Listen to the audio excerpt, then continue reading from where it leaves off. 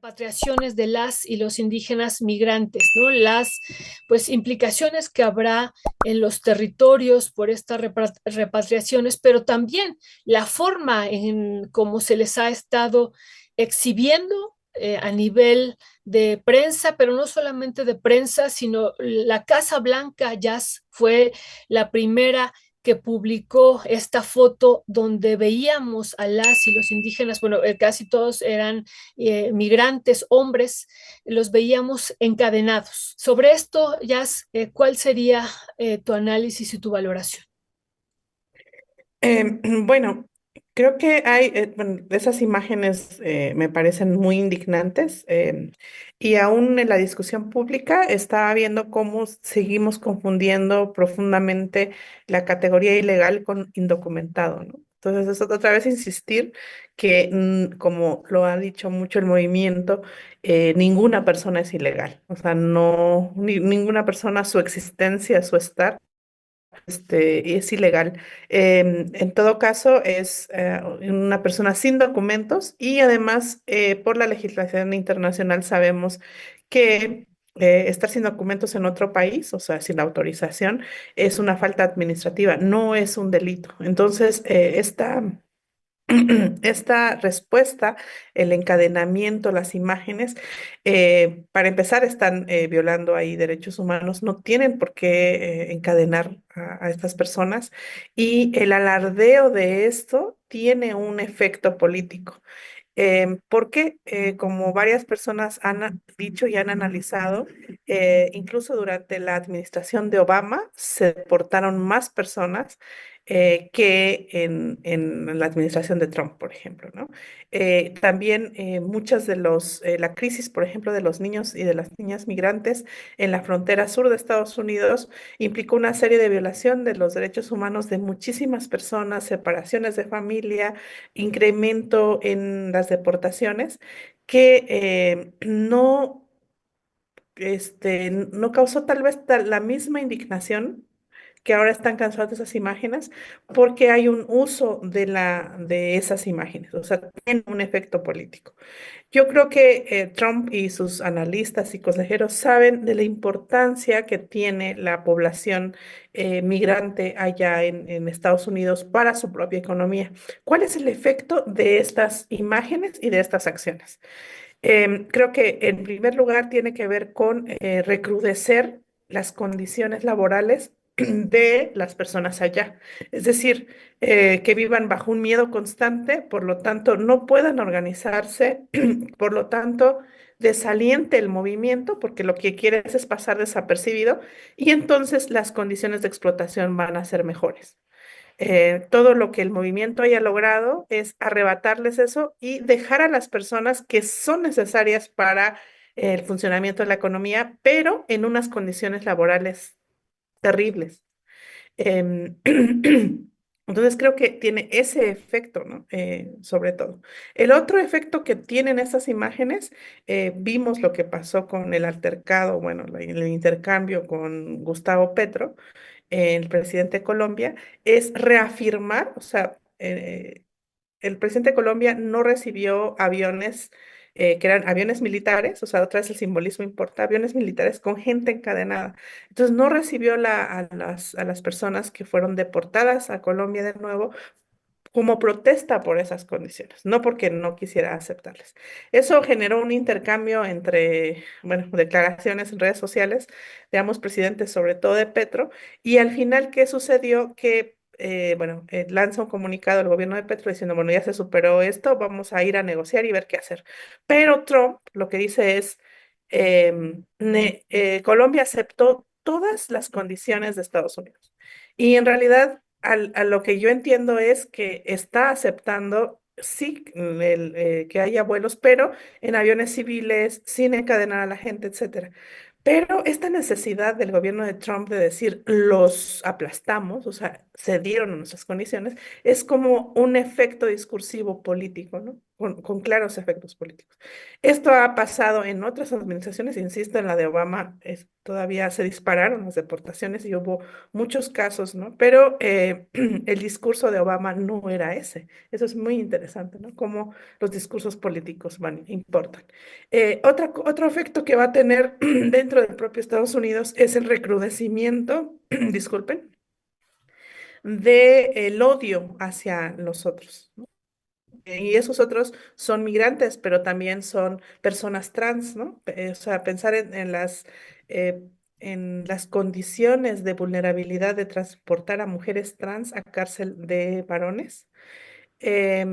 Todo lo que tiene que ver con derechos lingüísticos, todo lo que tiene que ver con también derechos pues de las infancias, el efecto del cambio climático, es decir, es una serie de cosas que van a ir configurando un régimen más totalitario y también ganarse la simpatía de la población que ya de por sí tenía prejuicios más o menos velados de no soy racista, pero contra las personas migrantes, hacerlos abiertamente, ¿no? Entonces, generar adentro esta condición de o conmigo o en contra, no tienes otra opción, ¿no? Y yo creo que darle legitimidad a todo el racismo que ya existe ahí. Entonces ya no se ve o ya no está socialmente castigado en ciertos espacios, sino puede ser abiertamente expresado. Entonces creo que lo que hace la administración de Trump es como en química, seguramente quienes sean químicos me regañarán, pero hay una sustancia que acelera los procesos, ¿no? Que los hace o los hace evidentes también. Entonces, Trump es esa gota, esa sustancia que se viene a agregar a toda la situación en Estados Unidos, que hace que emerjan, se quitan las máscaras y emerjan la verdad de la ideología que muchas veces sostiene el actual imperialista de Estados Unidos desde hace mucho tiempo, casi que desde su creación o desde su consolidación. Entonces, este afán expansionista, desde su creación con los territorios de los pueblos indígenas dentro del propio Estados Unidos, lo que sucedió con California, con Texas, etcétera, este afán expansionista otra vez expansionista y aparte negadora de derechos a los otros, a lo que considera lo otro, vuelve a emerger de manera clara, pero siempre ha estado ahí latente, a veces tal vez empaquetado en un discurso un poco más derecho humanista y de te vamos a llevar la democracia y a veces no, aquí es sin máscaras. Y eso creo que es lo muy preocupante. Muchísimas gracias, Jazz. Pues no ha llegado todavía Diana, esperemos que pueda incorporarse todavía a lo largo de esta mesa y que todo esté bien.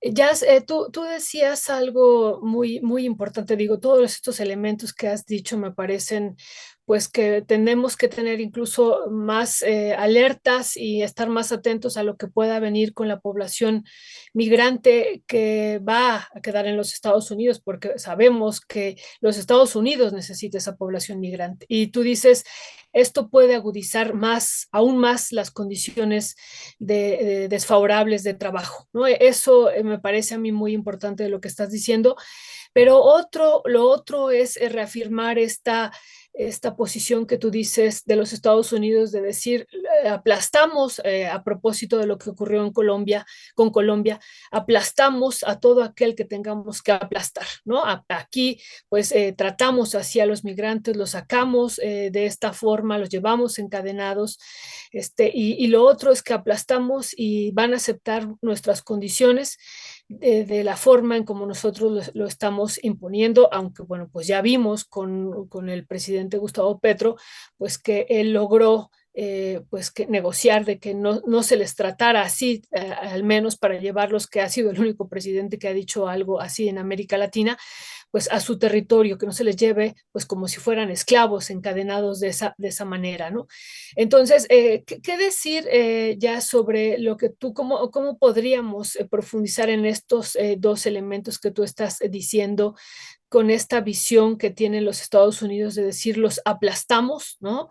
¿Qué decir sobre dos posicionamientos en específicos que ha habido?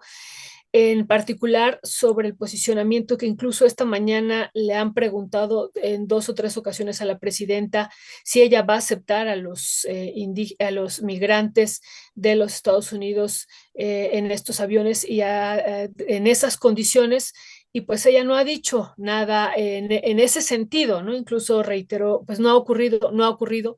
Y lo otro, ya la posición que ha tenido también Bukele en El Salvador de decir, no, yo sí los acepto. Y bueno, además con este calificativo que pone Donald Trump, pues los acepto porque son criminales, ¿no? Y bueno, ¿qué decir sobre estos posicionamientos y sobre la visión que tienen los Estados Unidos de decir, pues los aplastamos y van a aceptar América Latina nuestras condiciones? A mí me parece bien interesante el efecto discursivo, o sea, por un lado, el análisis del discurso, o sea, qué efectos políticos tiene ese discurso, y por otro lado, las condiciones, ¿cómo llamarle? Las materiales, las reales, ¿no? Que a veces no van junto, ¿no? Como vimos en el caso de Obama, que deporta muchísima gente y en muchas condiciones, hay una crisis, bueno, hay todo documentado, pero como no está envuelto en ese discurso, entonces genera reacciones políticas distintas o apáticas o no sé cómo decirlo. Em, y eso es lo preocupante. Ahora, me parece interesante esta reunión que convoca la presidenta de Honduras, si no me equivoco, que es la presidenta de CELAC, con Ujú. todos los presidentes de la región para analizar esta situación. Creo que ella, si no me equivoco, ustedes me corregirán, es la que dijo que iba a ser, si esas eran las condiciones, podía cerrar la base militar que tenían en su país. Sí, Entonces, por un lado está todo ese discurso que nos hace pensar en los movimientos de liberación nacional, ¿no? En los movimientos antiimperialistas que ha habido en América Latina y en el mundo. Y entonces da una esperanza, ¿no? Escuchar decir eso a Petro. Sin embargo, eso tendríamos que tener mucho cuidado porque son discursos políticos, o sea, tienen ciertos efectos. Ahora, ¿cuáles son las condiciones? Tenemos a alguien como Trump, prometiendo aranceles aquí y allá. Y a mí me gustaría, y estoy en ese proceso, entonces todavía no puedo dar una conclusión, de informarme más qué efectos tiene tener ciertos aranceles y que haya una digamos, contraaranceles. Tanto Trump es un empresario capitalista, o sea, perfecto, el perfecto estereotipo de eso. Entonces, va a tener cuidado en no generar un efecto que ponga en crisis el capitalismo, quiero pensar. Entonces, supongo que sus promesas de los aranceles están calculados como digamos, para tener cierto efecto también discursivo en las actitudes de los otros presidentes, o ver también cuáles serían los efectos de una América Latina unida contra aranceles, que es lo que Petro dijo, ¿no? Si ustedes nos ponen aranceles, nosotros los ponemos. Hay que ver cuál sería la correlación de fuerzas y al final no nos engañemos. El capital no tiene nacionalismo. Si hay algo que es transnacional y por lo tanto la resistencia debería hacerlo, es el capitalismo. O sea, el capitalismo se cuida siempre a sí mismo, no a sentimientos patrióticos. Entonces, yo quisiera aprender y saber más, y tal vez Violeta tú nos puedas explicar más como economista, eh, que esto va a estar en esta guerra de dimes y diretes de te pongo arancel, no te pongo arancel, estamos defendiendo a América Latina, mientras no ponga en riesgo o haya un efecto, no sé, como cualquiera de los efectos, el efecto tequila, no me acuerdo todos los efectos que se llaman, que samba y afecta a tango, las bolsas. el samba y el Exacto, tango, o sea, las que vivimos. Ajá. mientras no haya efectos que afecten al capitalismo, porque no van a afectar a sus propios intereses. A mí me pregunto qué tanto estos aranceles van a afectar a las personas. Veía una publicación de Alejandra Ocasio-Cortez, esta pues opositora, ¿no? Política, diciendo, no, pues es que si nos ponen aranceles al café, nosotros vamos a tener que pagar más por café. Y también eso va a tener un efecto político. Y yo creo que detrás de todo este ruido, porque pues ella está en contra, ¿no? Y entonces tocar el café es importante. En la construcción del andamiaje de los discursos, creo que es importante como audiencia informarnos más sobre las consecuencias. No basta con que nos digan, bueno, eso está muy mal porque van a subir los precios de todo. Tenemos la posibilidad como América Latina Unida de hacer algo para presionar, porque al final son intereses de empresarios, como Elon Musk, como etcétera, etcétera, todos los que le acompañan y le escoltan en la toma presidencial a Trump. ¿Qué tanto podemos? Eso es lo que creo que más allá de todo este ruido, que es importante, ¿no? No digo que lo discusivo no lo sea, tiene efectos reales, concretos y políticos, pero quisiera saber más cuáles son las consecuencias reales eh, de las posibilidades de los aranceles y cuál es la fuerza económica. eh, no sé, estaban planteando incluso alianzas con China, ¿no? Ahora, yo creo que esto, por ejemplo, con Petro, estaba muy interesante discursivamente porque, bueno, estaba defendiendo, pero sabemos que en las condiciones, quienes menos están, parece, importando es la voz de las personas migrantes, ¿no? O sea, la voz, obviamente no van a hablar en muchos casos porque están bajo este miedo, ¿no? O sea, eso es uno de sus efectos. Pero creo que es más importante, estoy tratando de seguir las cuentas de asociaciones, de personas que defienden derechos de los migrantes, que hay todo un, desde César Chávez o incluso antes, un gran movimiento de defensa de la población migrante en Estados Unidos. Entonces creo que genera muchas olas, muchos tsunamis políticos, discursivos, y bueno, habrá que ir viendo lo concreto, ¿no? Tanto del lado del fanfarrón de Trump como en las respuestas de este lado. Y yo creo que en ese caso las respuestas de Claudia han sido más mesuradas porque necesita, una cosa es lo que digas y el efecto que eso tenga, y otra cosa es lo que puedes hacer, ¿no? ¿Cuál es tu rango de acción y qué plan están haciendo, quiero pensar, con el resto de los estados de Latinoamérica? Por otro lado, también el caso de Bukele, pues no se podía esperar otra cosa. Bukele siempre ha dicho que las personas que, o sea, lo que corrompió a su país fueran las personas migrantes, ¿no? Que regresaron y que Estados Unidos los deportó a El Salvador y que de ahí empezaron las maras, que son una copia de esas organizaciones de Estados Unidos y que son delincuentes y que, bueno, hay que tenerlos en la cárcel en esas condiciones. Supongo que él está feliz de que los manden encadenados y esposados. Sí, sí, y lo que platicábamos de repente, ¿no? Que los manden así encadenados y esposados y luego algunos de ellos ir a las cárceles que él ha, pues también haya creado y además ha expandido de una manera muy, muy importante, violando los derechos humanos de manera brutal y que, bueno, sabemos que hay diferentes posiciones y que hemos leído también aquí en el chat de que hay algunos que aplauden, ¿no? Este modelo Bukele, pero bueno, hay otros que pensamos que hay una violación terrible de los derechos humanos en la forma y por eso nos preocupaba este acuerdo, ¿no? De decir, ah, bueno, ya Bukele aceptó que sea un tercer país seguro y entonces mandar para allá, como dice Donald Trump, a los delincuentes, así como los ha enunciado a todos los migrantes. Eso es preocupante. Jazz, yo no sé si tú has analizado de repente que estamos hablando de, de las situaciones de los discursos, pero lo que ha pasado, ¿no? La apertura comercial en en América Latina y ya en específico, pues el Tratado de Libre Comercio que implicó la eliminación de los aranceles, también fue parte de lo que gestó este gran proceso migratorio en nuestro país.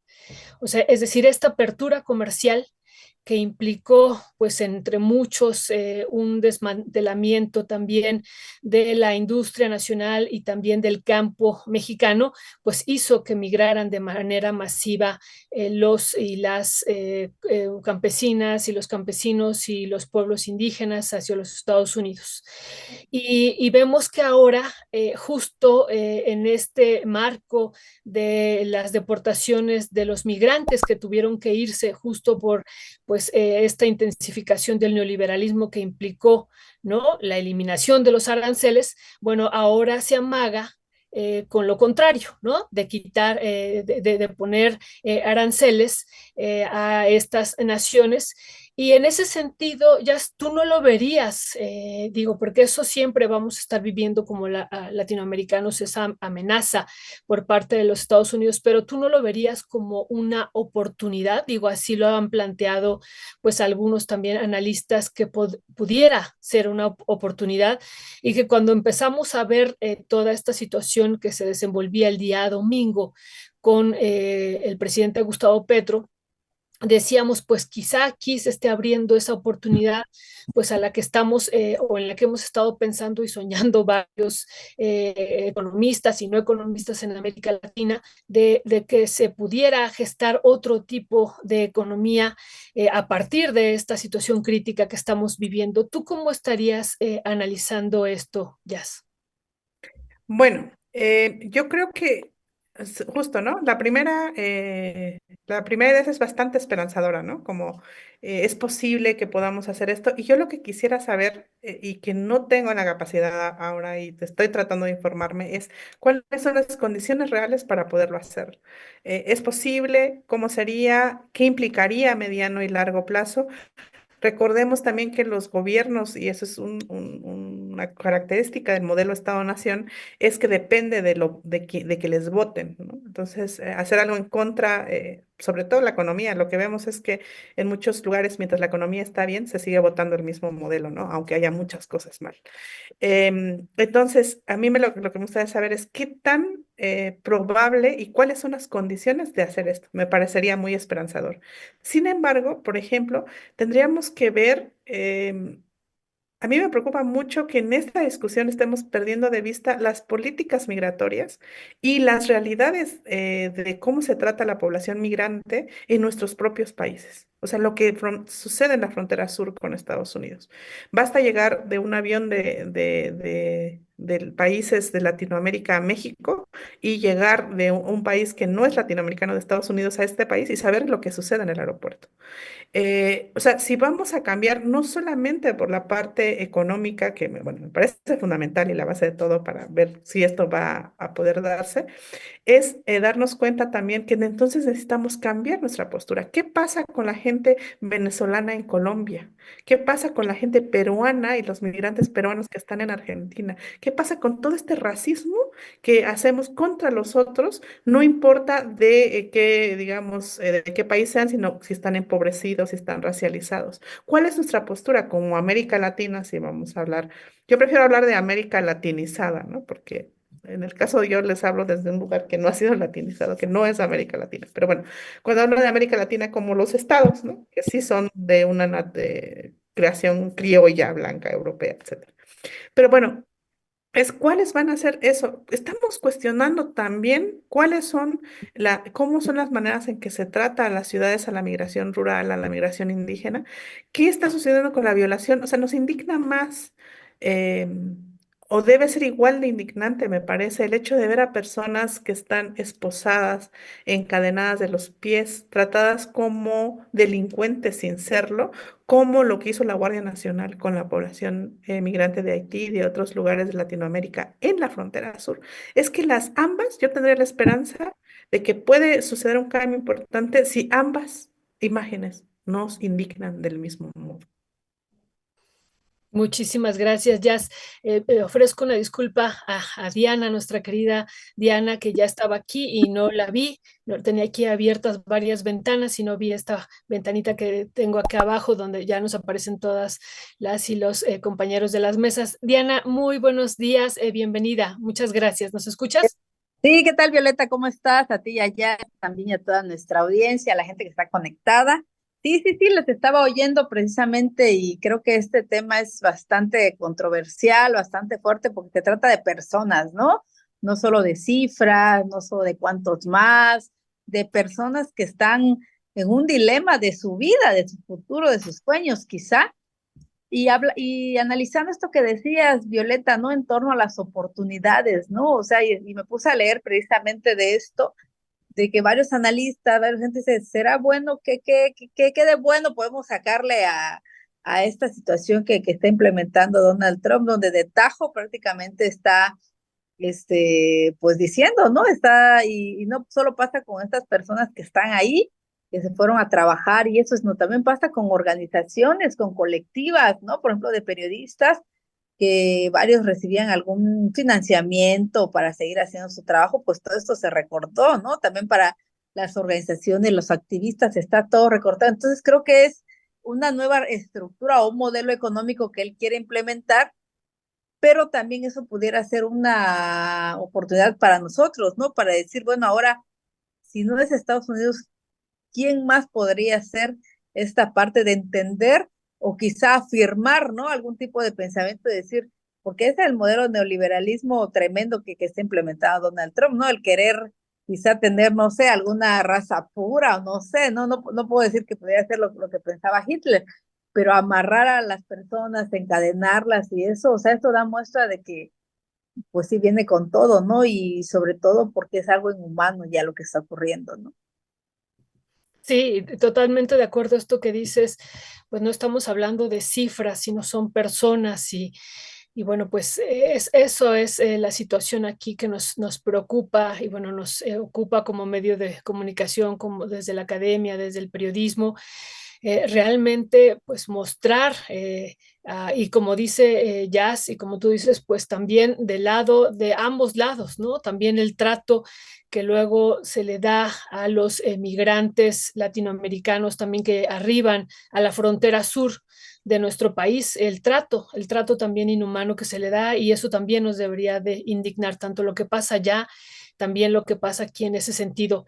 Pues tenemos que ir cerrando también la mesa y yo quisiera también detenerme un poco, Jazz, en esta parte de lo que decíamos de las oportunidades y en esta reunión que va a haber, que tú ya mencionabas también de la CELAC, que había sido convocada de manera urgente y que pues una situación urgente era que Donald Trump había impuesto 25% de aranceles y que también Gustavo Petro y que además Donald Trump decía voy hacia el 50% y además venían otras implicaciones que prácticamente fueron recogidas de manera pues nula o no, casi no las vimos. Por ejemplo, venía una parte financiera de un bloqueo financiero también a Colombia. Entonces, bueno, venían muchas situaciones fuertes y esta convocatoria que hace la CELAC, ¿hacia dónde tendría que ir? Digo, ya no de manera urgente porque esto pues ha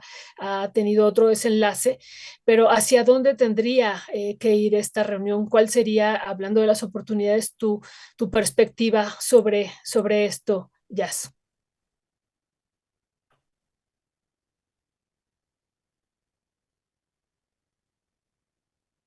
Ah, el micrófono. Uy, estamos teniendo ahí con el micrófono, Jazz. Está silenciado. Ahí está, Ah, ya. ahora sí, Ya. perdón. Que me parece interesante este ejercicio de imaginar que nos pueden escuchar, ¿no? Pero pensaría en como diferentes acciones, ¿no? La primera me parece es importante y la más urgente es garantizar y pedir como región que tengan los mínimos básicos de respeto a derechos humanos en ese proceso, ¿no? O sea, eso creo que es fundamental y también ver cuál es el entramado legal de Estados Unidos, que cambia también por estado, pero también hay un entramado federal para la defensa de esos derechos. Varias asociaciones de migrantes en Estados Unidos están dando y difundiendo información a la población sobre si tiene que no, qué tiene que suceder. O sea, si puede entrar, por ejemplo, agentes del ICE a donde tú vives, a donde tú trabajas. En ese caso, ¿qué debes de decir o no? ¿Debes pedir ayuda a un abogado? O sea, hay una serie de acciones que se pueden hacer y que creo que lo están haciendo más las asociaciones de migrantes en Estados Unidos que los gobiernos. O sea, los gobiernos lo que dicen, te doy un botón de pánico, acércate al consulado, cuando en muchos casos la relación con el consulado, los consulados o las embajadas, o son muy frívolas, o están rotas, o no hay mucha confianza, ¿no? Generalmente se escuchan quejas de los consulados, eso es la impresión que tengo. Entonces, ¿cuáles son esas acciones urgentes para garantizar los derechos humanos en este proceso? La segunda que creo que habría que analizar es a mediano plazo si puede haber una reacción económica inmediata qué implica eso y no. Y a largo plazo, otras dos acciones fundamentales. Uno es replantear la postura de América Latina como región respecto de la migración en todos los casos, o sea, de la migración intra-latinoamericana también es fundamental. Y ver si a la larga, porque uno de los poderes de los que alardea Trump, hay que ver qué tan cierto es la imposición de aranceles y de castigos económicos. Y hay que ver si se puede ir creando, o sea, que no sea, o sea, esto debió haber sucedido antes, ¿no? O sea, que desde antes se pudiera haber creado un bloque. Pero bueno, sabemos también las influencias, o sea, que por América Latina, ¿por qué está en esta condición con respecto a Estados Unidos? Y sabemos en gran parte de la historia, en la historia del intervencionismo de Estados Unidos, ¿no? Las dictaduras, o sea, todo lo que ha sucedido que hace que no haya un bloque económico fuerte, tiene que ver también con una historia de intervencionismo e imperialismo. Entonces, ¿cómo podemos seguir con estas prácticas antiimperialistas sin reforzar los discursos nacionalistas que, digamos, concretos, que al final el imperialismo que es otra cara de la nación, del nacionalismo? Entonces, creo que habría que hacer esas cosas. Yo la verdad creo más bien en otro tipo de organización, ¿no? Yo tengo poca fe, creo que puede haber una respuesta inmediata, pero también, una vez más, ¿no? Si se nos ponemos a guerra de aranceles sin cálculo y resulta que esto afecta a la población, es probablemente que después se voten por más buqueles en la región. Y votar por más buqueles en la región implica que no va a haber una solidarización regional en contra de Estados Unidos. Tenemos todavía la amenaza del bolsonarismo en Brasil, etcétera. Es muy contextual ahora que la mayoría de los presidentes, por así decirlo, sean de cierta ala un poco más progresista.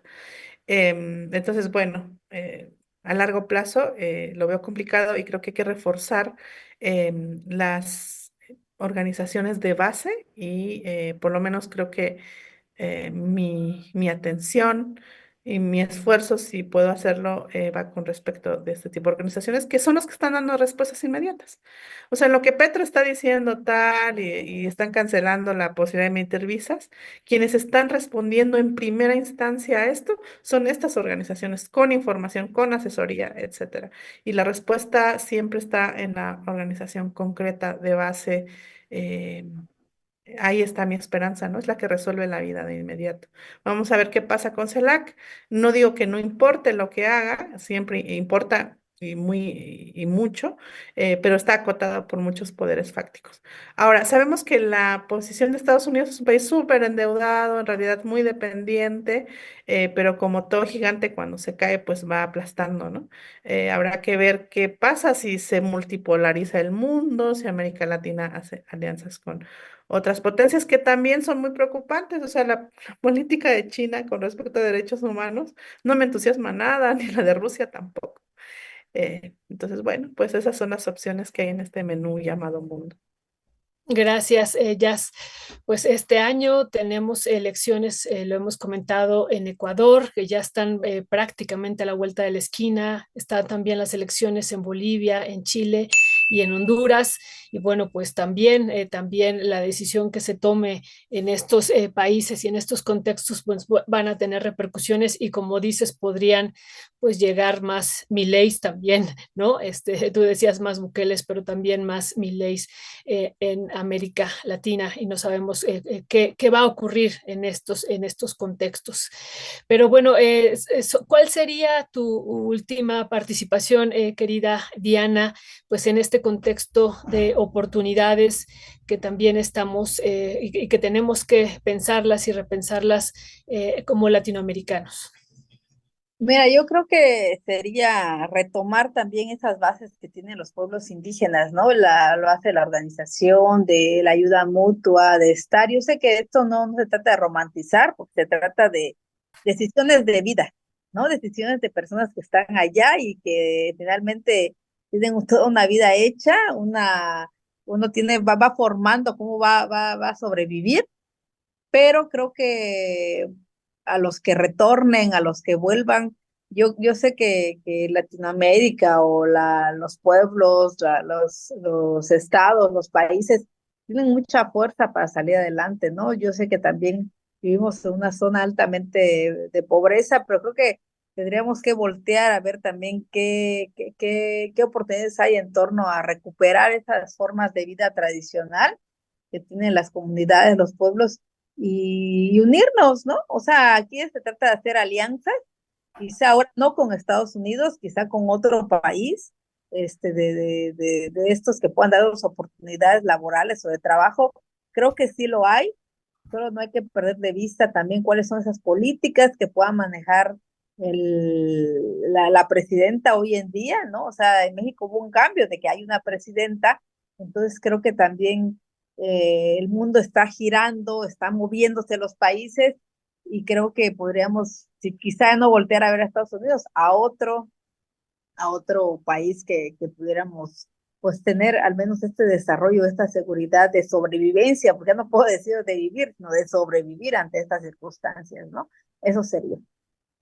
Pues muchísimas gracias a ambas, las invitamos y también invitamos a la querida audiencia. Vamos a tener ahorita una entrevista con el doctor Arturo Huerta y uno de los temas que vamos a abordar era también esto que ustedes ya estaban poniendo, pues la pérdida de la hegemonía de los Estados Unidos en varios sentidos, pero ayer nos quedó claro uno muy importante después de esta orden ejecutiva que había lanzado el presidente pues de la inteligencia artificial y de que ellos iban a hacer pues el gran referente y los líderes mundiales y ayer vimos pues un colapso de esta inteligencia artificial y la emergencia de la inteligencia artificial china. Pero entonces vamos a hablar de esto y de otras cosas, así es que las y los invitamos, pero a ustedes las invitamos, querida Diana y querida Jazz, les mandamos un fuerte abrazo y nos encontramos la próxima semana. Muchas gracias y hasta el próximo martes.